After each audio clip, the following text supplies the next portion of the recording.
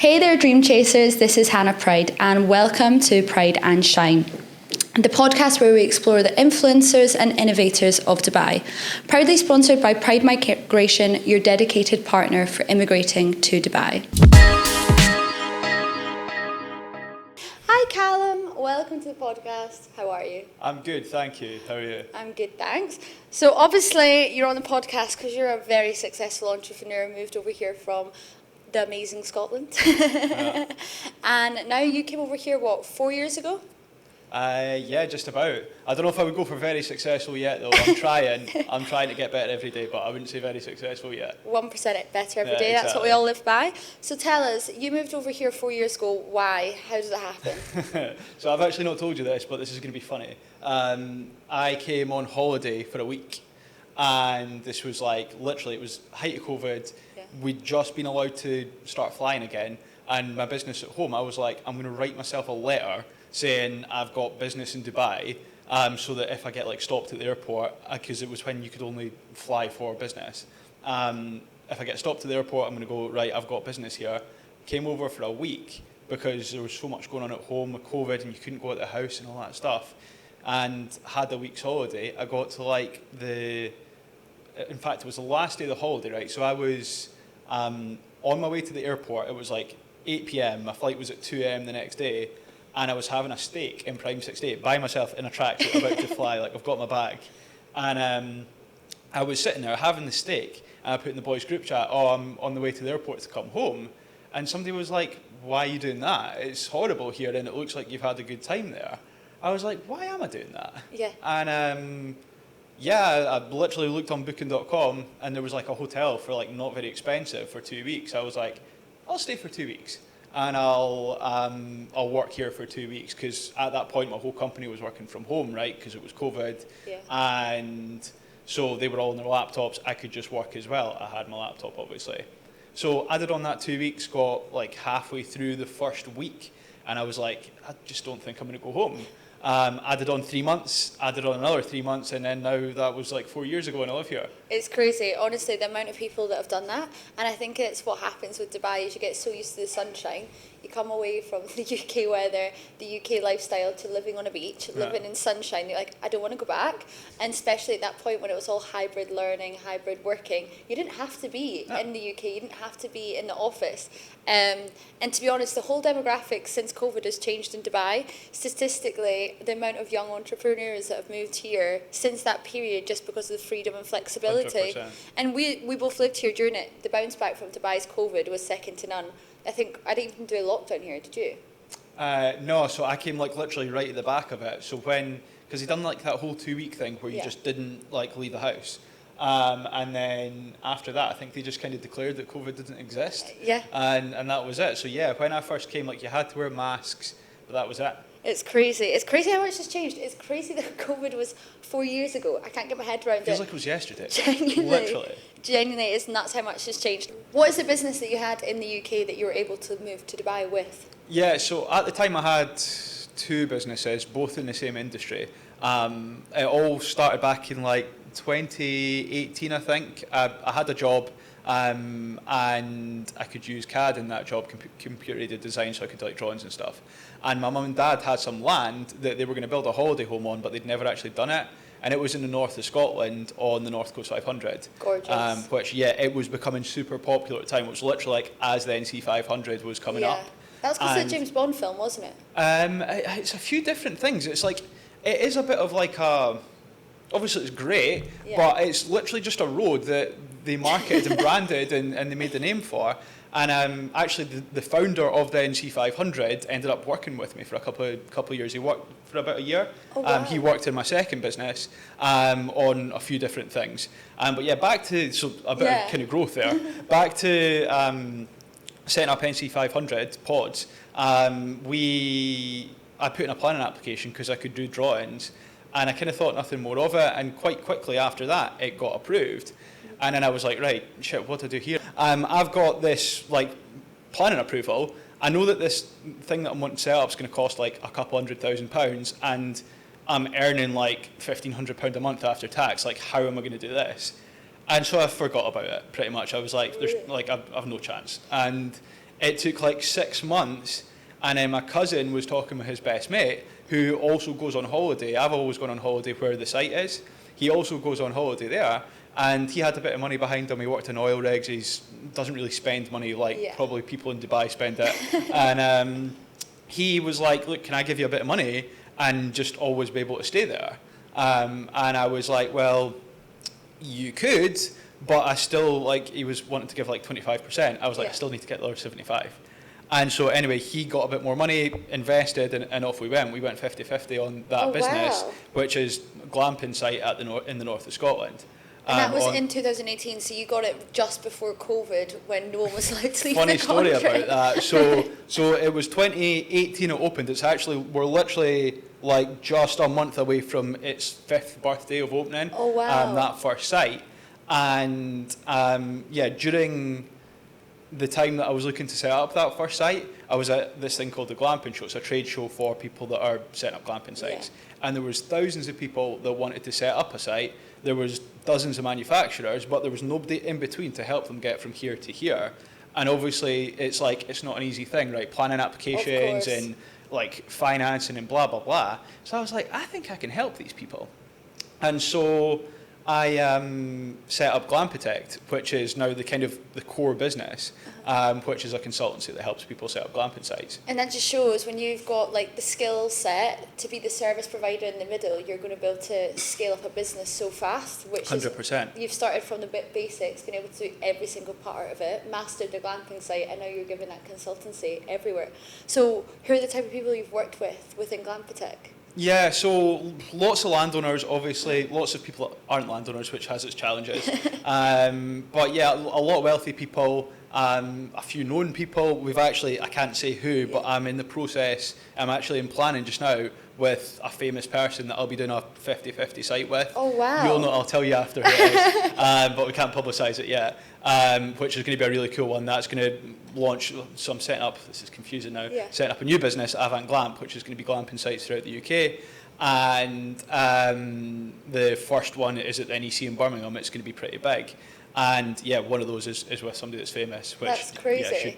I mean, you hit it. You've obviously got into your business and hit it nail on the head at the perfect time, especially with no one able to travel. But what do you think's happened since COVID? Do you think now more people than ever are enjoying staying in like Scotland, using these glamping sites? Because I remember going to the caravan with my parents when I was younger, and I think when I look at all your camping sites, glamping sites, they look so state of the art. Yeah. Like, it doesn't look what I remember in the caravan.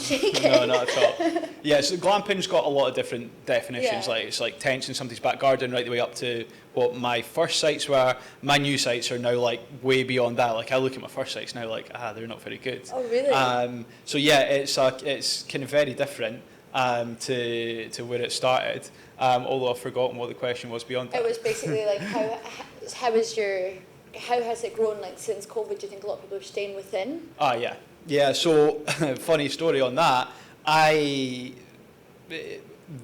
felt like the worst thing in the world when it happened. But it actually spun on its head a little bit. So when I first quit my job, right, I started Glampitect in September 2019. So I opened my first site May 2019. Started Glampitect September 2019. In December 2019, I had like £3,000 in the company bank account. I was like, I can survive from that for a month or two. I'm just going to leave. I'm just going to quit my job, and I'm sure, like, the whole jump and work out how to fly on the way down. I was like, I'm just going to jump and I'll work out how to fly on the way down. Obviously, December 2019 is when COVID started. And so I've left my job 21st of December 2019. Worked all of Christmas. I think I worked Christmas Day. Like, worked so hard, and then there was this, like, COVID was growing, right? It was December, January, and then into February. It's like, oh my God, I think this thing's going to like shut down the world. Yeah, because it was February that we all got the notification from BBC News about the pandemic. Because I was meant to move to Japan in the March. Oh, really? And 3 weeks before, they were like, it's a pandemic, you're not getting there. And I was adamant I was going. We all knew. I don't think no one knew how severe it was going to be and how long we were going to be locked up for. Well, I mean, that obviously, the severity depends on perspective. I've got my own perspective on COVID that I won't publicise, but yeah, like, I was going into the office every day, even during it. But like, I mean, shit really hit the fan with me. I've quit my job. I've rented this office. I've got all these things going on, all these expenses that I've taken on because things were going so well. Yeah. And we hit like February, March, and everyone thought they were going to die. So nobody wanted to pay money to set up a glamping site because we're too busy hoping we don't die. Yeah. And so, yeah, that was challenging. Like, I couldn't pay for like the rent. I couldn't pay myself. And Crazy. yeah, like I was sitting there one day like, I'm fucked. Yeah. And yeah, fortunately, I kind of got my head down and got around it. Do you know what? You probably now came out stronger than you'd ever have been if it was like 100%. smooth sailing. 100%. And it's probably opened a lot more doors, especially if you moved to Dubai at that point. You probably needed that break, rejuvenised yourself, and you probably came over here and then came back and looked at the working, the way you've scaled your business and everything from a complete different perspective. 100%. Which is crazy. So then you moved to Dubai. You've got all these businesses now flourishing in the UK. Everyone's getting back to normal. And then how have you set up your business in Dubai? How have you now moved here and integrated living between the two? Yeah, so I avoid the UK as much as I possibly can. The main thing for me is the mindset. Yeah. Like, I don't know, here I'm kind of cool talking about what I'm up to now. Of course. But see, when I talk about it at home, I almost feel like I've got to like pacify it because, I don't know, you feel a bit like, I don't know how to say it. Everyone's got their own thing going on here. Of course, everyone's striving for better, and everyone wants everyone to do better, don't you think? 100%. And you just don't get that vibe in the UK, so I proper pacify what I say in the UK. I wear different clothes in the UK. I I'll wear a different watch, like all that sort of stuff, because I don't want to like take the Dubai life back to the UK almost. Of course. And honestly, I think that's what most people say, and the reason they move here is the safety, it's the network, it's the opportunity. So the fact that you've touched on it when your businesses haven't even fully grown out here yet is crazy. It just shows that you're here for the mental 100%. side. And to be honest, I'm sure most of your friends are entrepreneurs. That's just how Dubai is. Yeah. About 1 in 5 people, I always say, they're probably running their own business, entrepreneurial 100%. spirit. So you'll see how much those people make you want to strive for better. They make you want to grow Glampitect and all the different areas within glamping, which for me, that's the best thing you can get. You always become a percentage of the people you hang around with 100%. most. So if you're here within the sunshine with them... And they get it, right? Yeah. Nobody at home gets it. Or, don't get me wrong, quite a lot of my friends have businesses at home as well, but people here get it and they don't at home. Of course, of course. And tell me, so what's your plans for the future? Are you planning to move the glamping sites over here? Is that within anything? Yeah, so I tried that and it was a disaster. I lost a lot of money doing that. Really? I lost a lot of time. Like, I spent a long period of time trying to do it, and one of the challenges with setting up glamping sites here is you need to work with locals, and they're challenging to work with. It's just a different culture, and look, I'm sure they work well together and stuff like that, but our cultures when it comes to working together kind of typically don't meet very well, and so it was super tough. I think one of the big things about the culture here is they don't know how to say no. So rather than saying, oh yeah, you know what, I don't actually want to buy that, or I don't want to do that, they'll say, oh yeah, I want 1,000, I want 100, I want to do this, I want to do that. And then you'll keep having the same conversation over and over again, and then you go, actually, I don't know if this guy wants anything. Of course, because And it so, just goes round in circles. But tell me, obviously the UK rains. It's sunny some days. How are you planning to set up a glamping site in Dubai where the weather is so hot? Yeah, so because of the way that they're made, the materials that you use, like, they're structurally sound, they're never going to melt or anything like that. Obviously AC and stuff inside. Like, my glamping pods that we have at home, it's not like tents. Yeah. We have like kind of full wooden structures. We're going to, well, we built some here. We're going to do steel, AC at home. They've got underfloor heating. Oh wow! Like, we've got like hot tubs out the front. We've got saunas. We've actually literally just built one just now for the sites that we're doing throughout the UK that's got a hot tub, sauna, ice bucket, ice bath, all on its own deck, and it's private and like sheltered off. And then, yeah, like obviously nice inside, proper bathroom, stuff like that. We actually recently built one. In fact, one of my own sites has got one now, that we've got like a bath at the bottom of the bed in one of the pods. So like, you know, when you go to a nice hotel, you've got a freestanding bath. So it's not like that kind of lower level, which means that we put in AC, we have outdoor areas, and well, we would have if I hadn't quit. But do you know what? It's never quitting, it's always a lesson. And I bet you found out stuff probably about yourself about cultures with working with people in different nationalities, and again about what type of not pods, that's what you call them, pods you would use within this area. So 100%. maybe you're not going to go to Dubai right now, you're probably 10 years off Dubai, let's be serious, because they're building all these buildings. There will be a new age here, I think, that people will start glamping within the deserts and whatnot. Well, it's happening. It's I just don't want to be part of it because I'm doing better at home. Exactly, 100%. But if you were to move to Europe and whatnot, not now, you've been able to see all the different differences from Dubai to the UK. So it's crazy. And do you know what? It's good to hear a story because it's good to hear people that have tried it and be like, it's not for us. Let's stick to what we know and just be the best in the industry, because that sometimes works the best. 100%. And I obviously have said the word quit there. Like, there's this real aversion to the word quit in entrepreneurs. Oh, don't quit, keep going. Like, I believe so much in quitting. I never used to. I used to be like, grit, get your head down, go, go, go. But I now believe, like, fail fast, fail hard, fail as quick as you can, quit and get on to the next thing. 100%. I'm like that. Yeah. I always say to people, if I don't want to do it, I'm not doing it. And they're like, just try it. I'm like, no, because the exact same as what's happened to you. Failed resources, failed money, failed time. And you could have specialised in something that you're good at, interested in, passionate about. 100%. And mastered it by the time you're trying to spread your truth in and make everyone else happy.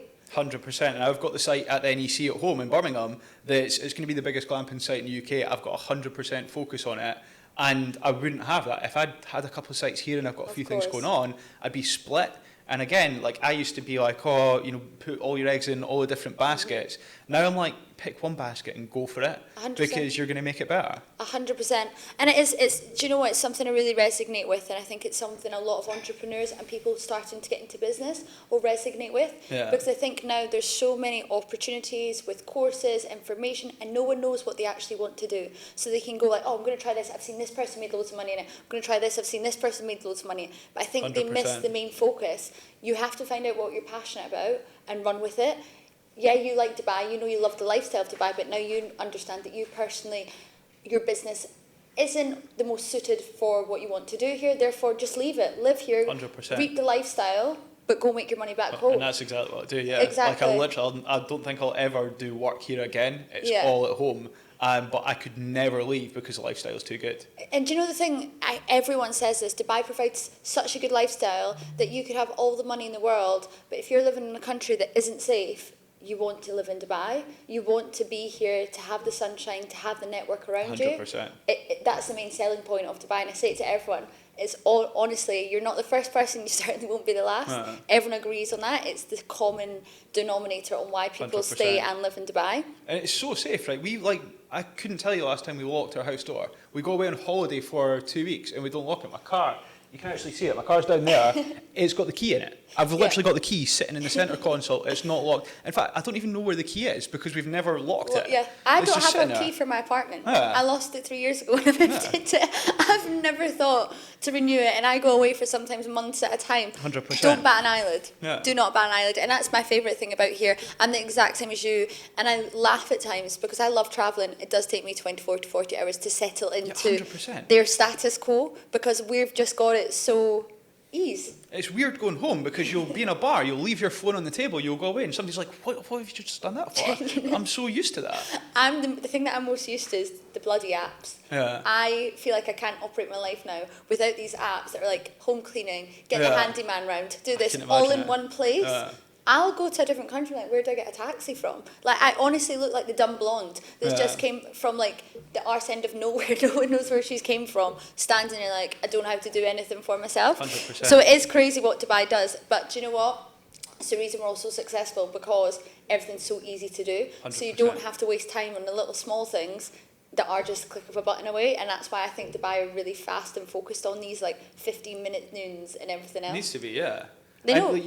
Like, I get so wound up when I go to different countries because it's like, why is this not easy? Yeah. Like, I'm like the worst person for like admin and like stuff that shouldn't take taking a long time, and I get so wound up when I go away. It's easily done, easily done. And if you were to do your business all again, would you do anything different about it? Interesting question.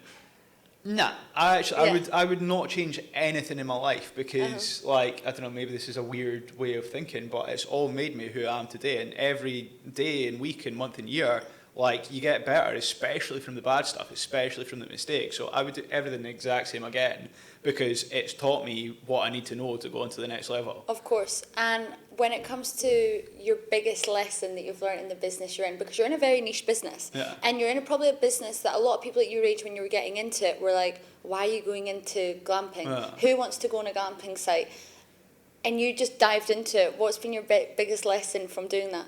Just dive into it, like 100%, just do it, don't think, just go and, you know, see what happens. It's crazy. It's absolutely crazy. What's your futures for the whole glamping sites within the UK? What's the next steps? Yeah, so obviously we've got the one at the NEC in Birmingham, and it's going to be the biggest glamping site in the UK, most technologically advanced. Literally, we've got a Hilton next door at 800 bedrooms. Wow. At the other side's a Moxie that's like 400 bedrooms. And then we're a 2-minute walk to the front door of the NEC. Crazy. Which, for anyone that doesn't know, the National Exhibition Centre in Birmingham, they have 550 events a year, 3.5 million people come. We'll be the second closest accommodation offering to their front door. It's crazy. So it's like, yeah, that's the next But what thing does for that me. say about the tourist industry within the UK? If people are now more open to saying, oh, I'm going to stay at a glamping site, let's say, rather than a Hilton or a Moxie, what does that show? You're obviously found a niche within the market that people want their own space, people want that outdoor, indoor living that you've provided. What have you found within your research that you know people want that next to these, people would say, luxurious hotels that are world renowned? Yeah, well, exactly. So it was actually the Hilton came to me because they were like, we want to do glamping. We recognise that this is a growth area. Yeah. And they came to me through Glampitect, said, do you know anybody that would want to do a glamping site? Actually, funny story. I'm going to give you a story on this. Yeah. I was sitting at the glamping show, Right. the show that I mentioned earlier on. It was like the third day. Have you ever done trade shows before? No. You're Was this in knackered at Dubai? the end. No, this was back the home. UK, This was okay. like, this was 2019. This was Oh, my wow. first ever trade show. Okay. So I was sitting at the glamping show. It was really early in the business, and a guy came up to me. It was the third day, knackered. Like on the third day of a trade show, you're so tired. I was sitting down eating a pizza, and this guy came up. He's like, "Do you know anybody who would want to do a glamping site on our land?" I was like, "Oh yeah, maybe. Give me your details or whatever." He handed over his card, and it said Andy at the NEC. I was like, NEC? He was like, yeah. I was like, I'll do it. I'm your man. I'll do the Just site. say yes. 100, exactly. Jump in. Just say yes and then work it out later. And so I did. And that was 4 years ago now. We're still not open, but we've got the lease signed. We've got the planning approved, like 99-year lease. Crazy. So we are ready to go on that. But yeah, like, glamping's become super cool, right? It's so cool. And this is the thing, that what I've started to see about it more. I think I left the UK, probably there's a lot more people doing it. And as I said, I just remember growing up and going to St Andrews and the caravan site and catching crabs. Like that, that's a main childhood memory of mine. Yeah. But I don't remember it being as glamorous. And obviously I followed you on Instagram since I met you when we first moved here. Yeah. And I've just seen this wild story of how far these glamping sites have gone, and I'm like, Jesus, they don't even look like glamping sites. And then I've started seeing other ones pop up, and it's like under the stars, glass, and it's a complete different way of hotel style. Yeah. But now you're telling me you've got this main site that's next to Hilton and a Moxie, and they've come to you. It just shows that people are obviously now more into sustainability, creating memories, and having this 100%. Different experience that you've been able to tap into a market and really make it your own. 100%. And it's like, it just keeps going and going. Like, I don't know if you've seen the Dragon's Den episode. It was like a couple of months ago, with a glamping site called The Secret Garden. They're 100% full for like the next 3 years. They've got 13 units. They were literally full occupancy. I actually had a meeting with their owner yesterday. We've been chatting a bit because we're both kind of at points in the industry that we kind of talk to each other a bit.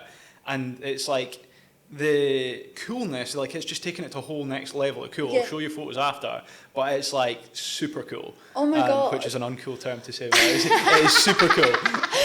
What's the rental yield? Because obviously I work within off-plan investments in Dubai, so I know for my investors, I'd always say we're always looking, personally for my investors, 10% and above. Yeah.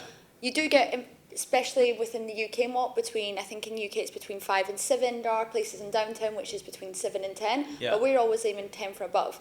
What is the rental yield or like investment yield if someone's investing in a Glampitect? Yeah, so a bit different. My first site, so I know the exact numbers. Yeah. My first site last year, and we're on track to do better this year, we were average £183 a night across the 4 units. Wow. 80-something% occupancy. We're like over £200,000 in revenue. That site cost under £200,000 to build. So we're like bringing in more in a year than the whole thing cost. That's crazy. Wow, I did not expect to hear that. Yeah, I mean, don't get me wrong, we perform well. Like we won the award for the best glamping site in Scotland. We're obviously the consultants that tell people how to do sites, so we know how to do it. But Secret Garden I mentioned, they'll be even better. They're like £300 a night, 100% occupancy year round. It's crazy. And do you know what as well, you'll really start to see if the UK now, people don't have as much money to travel, travel's definitely getting more expensive, so they'll want to spend more money on these unique 1 night, 2 night or a weekend stay within 100%. Your glamping sites, that they're getting to see the outdoors, which is insane. Yeah. Like, it's really insane what you've done. Honestly, I'm really like amazed by it all, because for something that's so simple and traditional has now really taken like Changed, a new it's like a full new world, and 100%. It's now became so cool, super cool as you say. Super cool. super cool. Next time I go home, Scott, we're going super cool camping. No, but that's wild. Yeah. That's really wild. Have you ever thought of doing it? And this is us now just brainstorming on the podcast. Probably. Have you ever thought of doing it like developers do in Dubai? Obviously, you've got your first one, which is NC 500. Then you've got Glampitect, which is obviously putting together, designing the sites. But have you ever thought something like what they do in Dubai when they build a full community of sites, and then you come in with investors, like, do you want to buy a pod? So we are literally thinking about doing that right now. That would be amazing. Yeah. We were planning to do 1,000 units over 100 sites over the next 10 years in the UK, and we were going to use that model. We're maybe switching it up a little bit to go a bit, like, when I say a bit more high end, like literally top most high end in the whole country, and then a bit more, a few less sites, and maybe a few more units on each. So we might not be doing it, but yeah, we were literally thinking about doing that. Honestly, I think it'd be such a great idea, especially for maybe people that are wanting to start an investment, diversify a portfolio. Yeah. And I'm sure, correct me if I'm wrong, but it would be cheaper to buy that type of real estate or asset than an actual real estate property. Yeah, of course it would. It's well, depending like, on leverage. Like, if you're going to take a 90% mortgage, then no, but it depends how the payment plan, etc. works. But to get that type of asset, which is going to give you such good returns on investment, 100%. To me, that would be a no-brainer. Yeah. And even for international investors, because all the people in Dubai, they just love to invest, I swear. But because they love to see what other countries are doing, I bet you would be able to leverage that, 100%. Hammer that anywhere in the world, especially Saudi and everything. Yeah. Well, one of the big things for us, right, is I don't even need to look kind of further afield, because we've got a database of like 35,000 people that have wanted to set up glamping sites. Wow. So I'm like, obviously I do the glamping and all that sort of stuff, but my biggest thing is marketing, right? I just got it from the start. And so I built this system on our website that basically just generates leads. Like, since we started talking, we've probably got 3 or 4 leads. We get 30 leads a day through the website. But I feel like you're really good at storytelling, because I feel like I know your story just through like Instagram and telling us. I remember when you hit $1 million in profit. I remember that, and I remember the build up, and I was so excited for you because I'd seen it, and I felt like I was there with you. And at the time, I hadn't set up a business yet, so for me to see it with you on your Instagram kind of felt like, oh my God, I'm like, it was like I was a part of it, and I didn't even really know you, but you know that way. So I think you're really good at storytelling. So is that how you leverage your marketing when it comes to the business as well? Yeah, exactly. Like all the stuff that you've heard about how I set up my site, like I am just like you. You can't say anything better than marketing than I was in your shoes, I am just like you, and look what I've been able to do. So like my story is literally, I sat there one day and didn't have a clue how to get planning, and then I got that, and then I didn't have a clue how to get the money, and then I got that. Like, so people relate to me when they're wanting to set up a site, because they go, he was exactly where we now are, and now look what he's been able to do. It's amazing. Honestly, I cannot congratulate enough. Thank you. And on the final question I want to ask you is your vision. Where does all your vision came from? Because how far your business has grown and scaled over the last 4 years, 5 years, sorry. Where's that all came from? Where was the original? What did you see that was like, I've never seen this. Like, really? This is a weird thing, right? I've never really been one for looking too far in advance. Don't get me wrong. Like, I think about the NEC opening now, but I'm a bit, I think I'm weird. I'm definitely super weird. Cool. Super cool. I see it all as a big game, right? It's just like a game. Like, I used to play games when I was younger, and like, I would love leveling up and getting better. And so I just see this all like a game now.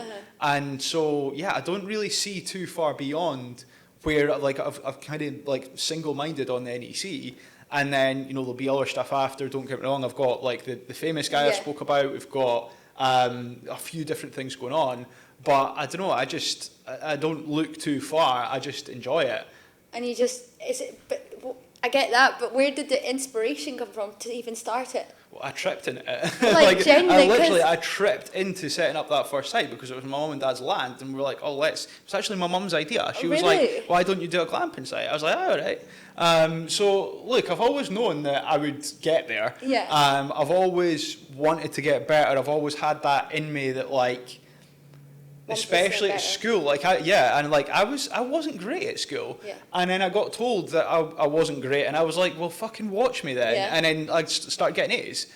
So like I like a challenge. It's like